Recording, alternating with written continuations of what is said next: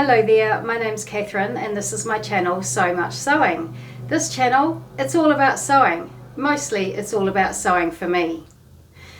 Today is just a bit of a catch up with a project that I'm making at the moment, a new project which I'm wearing now, and things that I've got in the pipeline. What I'm wearing today is the Unwind Hoodie by Emporium. I've had this pattern in my stash for the longest time, and likewise I've had this French terry in my stash for the longest time. It's really a really thick, lovely, snuggly weight. I don't know why it took me so long to make up the pattern or to make up this fabric, because I love that colour and I love this pattern. I made a size 18 and it's got different lengths in it. I mean, obviously you can make it whatever length you like, but it's got a cropped length, a hip length and a long length. And in those three length options, there's also a short and a tall version. So there's a short cropped and a long tall cropped. There's a short hip and a tall hip. And there's a short long and a tall long. So I made the tall long. Now, you probably will know if you've watched my channel before, I'm not at all tall, I am short. But I often like my clothes, my tops to be a bit longer. I had a vision of this that I would wear it with leggings and boots. And so if I was wearing it with jeans, it would be okay as far as I'm concerned for it to be a little bit shorter and just come to my hip length and, you know, show off my bum. I've got no problem with that if I'm wearing a pair of jeans. But for myself, if I'm wearing leggings, then no one's going to see my bum. So my top needs to cover cover my bottom. So that was my vision. I wanted it to be oversized and snuggly, and this is exactly what this top is. Yes, nice, roomy, oversized fit. I have actually started making this Unwind hoodie again, and I'm in the middle of making it up out of this sort of blush coloured French terry. This I got on sale at the fabric store. I got it for $18 a metre. I think the sale has finished now, unfortunately, but if I can see this fabric there, I will link it below for you. This next version I'm making the size down, the size 16, and I am making the hip length. I'll see, you know, once I get it sort of halfway sewn up, what the length is like on me, and I'll decide then at the end of the day what the final length would be. But I'm so frustrated. My silly overlocker, big sigh. I can thread it. You know, I think everybody has issues with the overlocker at some point with threading the jolly thing. I can thread it. I know how to thread it. I've done it a million times. I often choose not to thread it all the way from scratch. What I'll often do, and what I did this time around, because I had black overlocking thread for this top, I've got some random sort of pinks and beiges and, you know, peaches and that sort of thing, random reels of thread. So I wanted to use, you know, that sort of mix of colour rather than black or white on this. So I snipped the two looper threads and tied on my new colours, and, you know, tried to set it up with the new colours, but it's just not working. I cannot get it going. I have undone it and redone it and undone it and redone it so many times that in the end I just turned the machine off and walked away. It's something, I've changed the needles, I released the tension and raised the presser foot, you know, so all the tension was off as I was threading and rethreading this jolly thing. It's just one of those things. I'm hoping that when I go back to have another look at it, I'll be able to thread it, bada bing, bada boom, away I go. So yeah, a little bit frustrated because otherwise I would have 2 hoodies to show you today, but sadly I just have the one. I am partway through my Joni top, my second Joni top, in a lovely lightweight cotton, I think it's a lawn, that I got from the fabric store.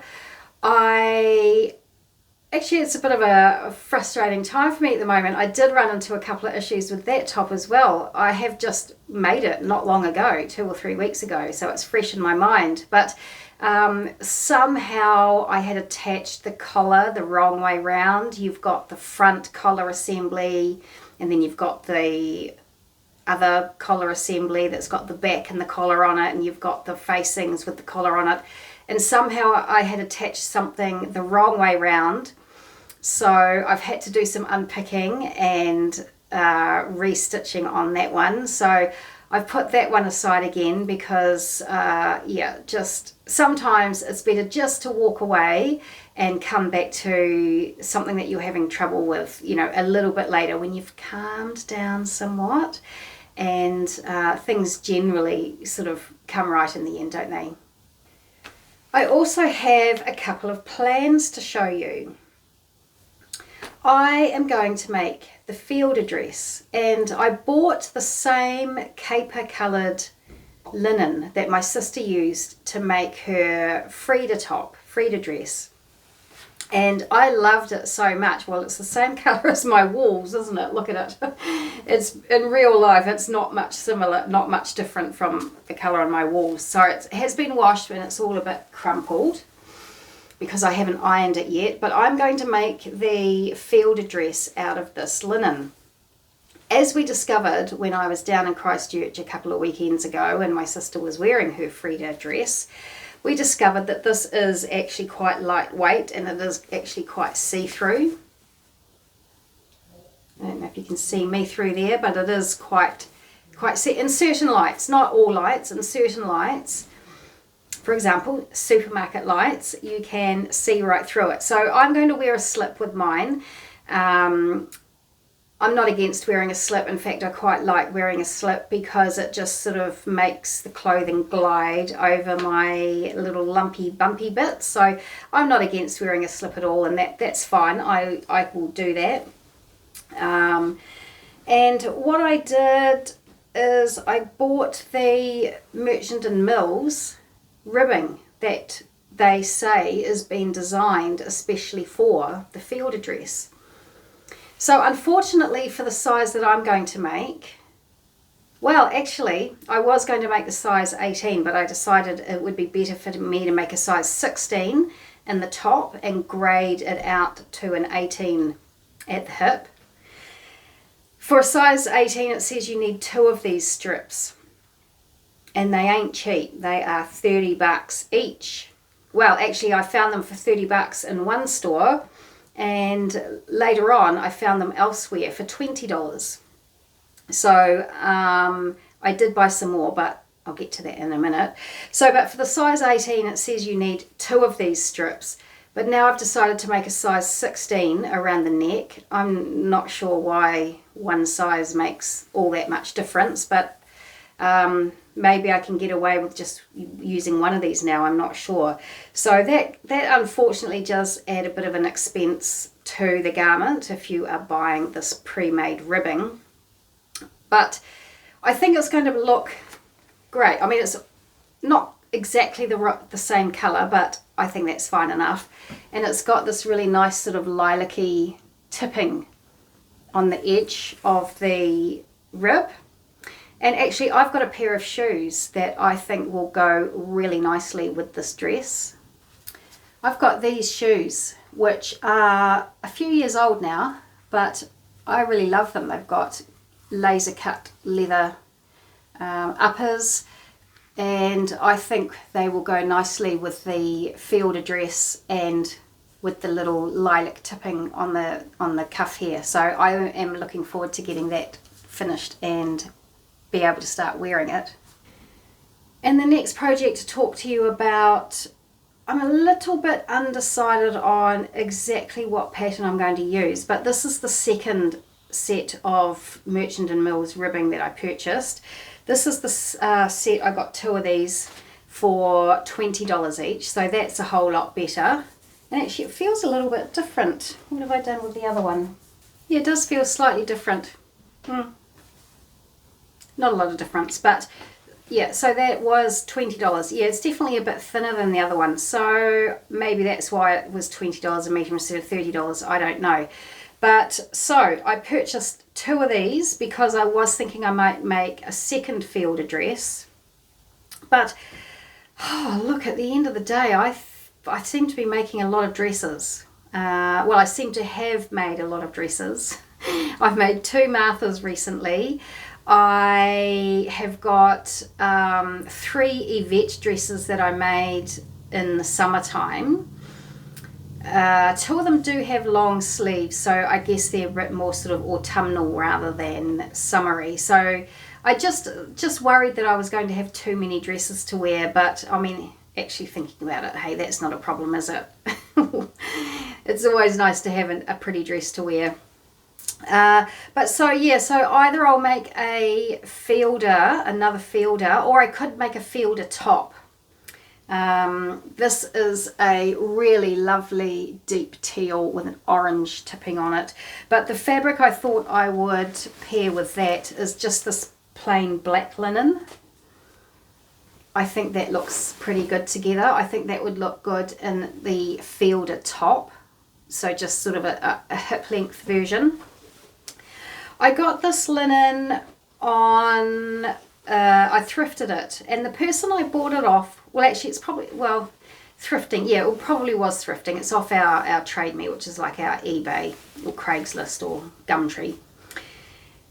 The person I got it off said it wasn't great linen. It wasn't very expensive, and they said it wasn't great linen, but I don't know. I mean, I just think that it is, it's quite a, it's heading towards a heavyweight, I would say, and it's just got a nice texture on it.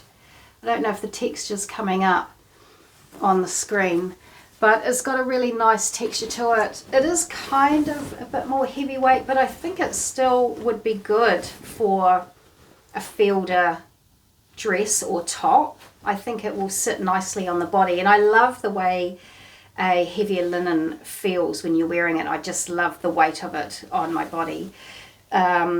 So there's that, either a fielder, or I was wondering if I would make the Smitten Jacket and figure out a way of using the cuffing on the sleeve and on the bottom hem. I don't know how it's going to go if I cut it. I mean, this edge is, you know, it's a finished edge. It's probably knitted. Well, I guess, yeah, it's knitted from edge to edge, so it's like a selvage. So I don't know how it'll look if I cut it. I might need to come up with some method of, maybe I can just fold it over like that for the bottom cuff. But so that's an idea of making the Smitten Jacket, or maybe something else will just come to me. This is not something I'm going to be making, you know, in the next 2 or 3 weeks, so I might come up with another idea. Actually, another idea I had, if I made a fielder dress, is I might use this, because I will have some left over. I know I will. Maybe I could use this somehow on a pocket. I might put a patch pocket on the front of the fielder and use that on the top of the patch pocket. Maybe not the whole width of it, maybe just a little part of it, just as a little bit of an accent. So anyway, I don't know, watch the space, let's just see what I come up with.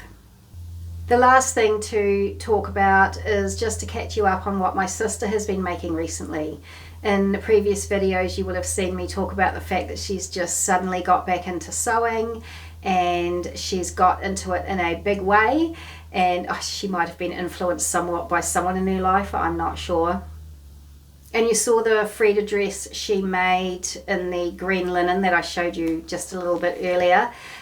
She also has made recently the Annie blouse from Sew Over It, and she made it in a blue sort of lightweight viscose crepe, and she has done shirring around the neck on the Annie blouse, and that's something that I haven't done. So she is very adventurous for someone who is new to sewing, and yeah, she's made the Annie blouse, and I think it looks really great. I'll put the pictures here for you to have a look at it. But just an interesting note, she did wash the crepe before she made the Annie top up, but it shrunk. It shrunk quite a lot after she wore it and washed it. So I guess that's just always something for us to keep in the back of our minds, isn't it? That sometimes fabrics, even if you do wash them before you make them into your garments, sometimes, you know, there's nothing you can do, they do shrink. But she's happy with it actually having shrunk, because she did feel that it was a little bit large on her. So she's quite happy that it shrunk in this instance. And what else has she made? Oh, she made the Billie jumper. Now, who's the Billie by?